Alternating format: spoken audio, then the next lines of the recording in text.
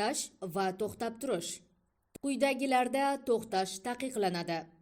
Tramvay yo'llarida, shuningdek, bevosita ularga yaqinroqda tramvaylar harakatlanishiga xalaqit beradigan hollarda, temir yo'l kesishmalarida, tunnellarda,